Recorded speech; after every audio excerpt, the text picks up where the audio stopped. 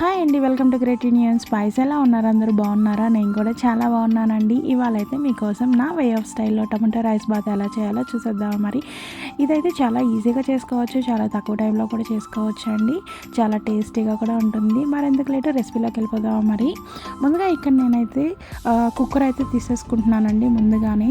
So ఇక్కడ oil అయితే తగినంత ఆయిల్ వేసేసుకుంటున్నాను, అంటే 3 to 4 టేబుల్ స్పూన్స్ వరకు ఆయిల్ వేసుకుంటున్నానండి.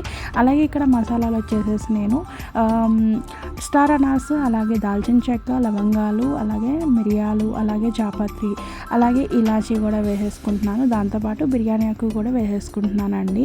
అవి కొంచెం చిటపట్లాడిన తర్వాత వేగిన తర్వాత ఆవాలు, జీలకర్ర కూడా వేసుకుంటున్నానండి. అలాగే ఇక్కడ నేను పెద్ద సైజ్ ఆనియన్ అయితే ఒకటి తీసుకుంటున్నాను. అవి క్యూబ్స్గా కట్ చేసేసుకొని వేసుకోవాలన్నమాట. అవి కొంచెం వేగనివ్వాలి. సో అవి కొంచెం వేగిన తర్వాత పచ్చిమిర్చి కూడా ఇక్కడ 5 నుంచి 6 వరకు స్లైసెస్గా కట్ చేసుకొని వేసుకోవాలన్నమాట. సో అప్పుడైతే దానిలో ఉన్న స్పైసీనెస్ కూడా బయటకు వస్తుంది. అందుకని ఎప్పుడైనా కానీ ఈ విధంగా స్లైసెస్గా కట్ చేసుకొని వేసుకోమంటారు. సో అలా ఇక్కడ నేను 2 టీ స్పూన్స్ వరకు పసుపు వేసుకుంటున్నానండి. అలాగే ఇక్కడ నేను సాల్ట్ అయితే 2 to 3 టేబుల్ స్పూన్స్ అయితే వేసుకుంటున్నాను. మీరు మీ టేస్ట్కి తగినట్టుగా సాల్ట్ అయితే అడ్జస్ట్ చేసుకోండి. నేను నా టేస్ట్కి తగినట్టుగా సాల్ట్ అయితే వేసుకున్నాను. సో వన్స్ మనం ఒకసారి బాగా మిక్స్ చేసేసుకోవాలి.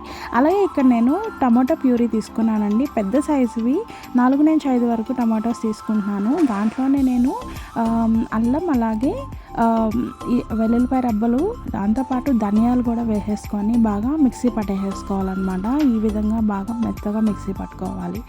సో చక్కగా అవి వేసేసేసి దాంతోపాటు ఇక్కడ నేను నట్మగ్ అంటే జాజికాయ అంటారు కదా, అది కొంచెం ఈ విధంగా తురిమేసుకోవాలి. మరీ ఎక్కువ కాదు, జస్ట్ కొంచెం అన్నమాట.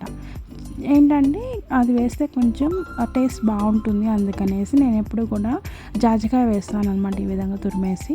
సో మూత పెట్టేసుకొని బాగా ఈ విధంగా నూనె పైకి తేలి మనం వేసిన టమాటో ప్యూరీ, అలాగే జింజర్ గార్లిక్ పేస్ట్ కలిపి వేసాం కదా, అది పచ్చి వాసన పోవాలన్నమాట. సో ఈ విధంగా నూనె పైకి వచ్చిందంటే అది ఆల్మోస్ట్ బాగా అయితే మగ్గిపోయినట్టే. తప్పనిసరిగా నూనె పైకి తేలాలండి, అప్పుడే బాగుంటుంది టేస్ట్ కూడా.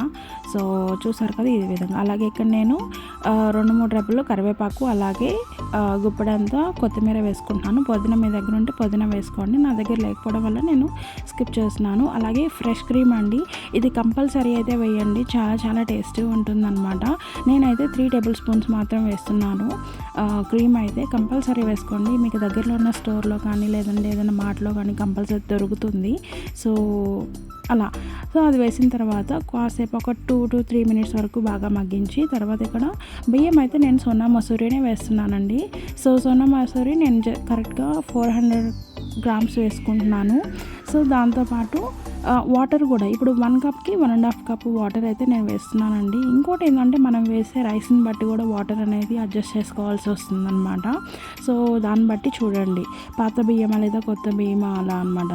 సో బిర్యానీ రైస్లో కూడా చాలా different types of biryani rice ఉంటున్నాయి. సో అది కూడా చూసుకొని వాటర్ దాన్ని బట్టి మనం అడ్జస్ట్ చేసుకోవాల్సి వస్తుంది. అలాగే ఇక్కడ నేను 1 టేబుల్ స్పూన్ అయితే గీ అయితే వేసేసుకున్నాను. ఒకసారి బాగా కలిపెట్టి సాల్ట్ అంతా సరిపోయిందో లేదో చూసుకోండి.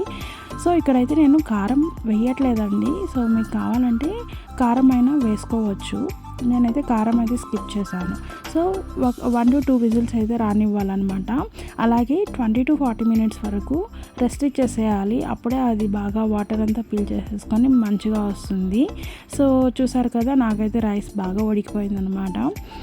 సో చక్కగా దీన్ని ప్లేట్లోకి సర్వ్ చేసేసుకొని దీన్ని అయితే మనం చక్కగా క్రీమీ రైతాతో అలాగే ఆనియన్స్ వాటితో సర్వ్ చేసుకొని తింటుండే నిజంగా చాలా చాలా టేస్టీగా ఉంటుందండి.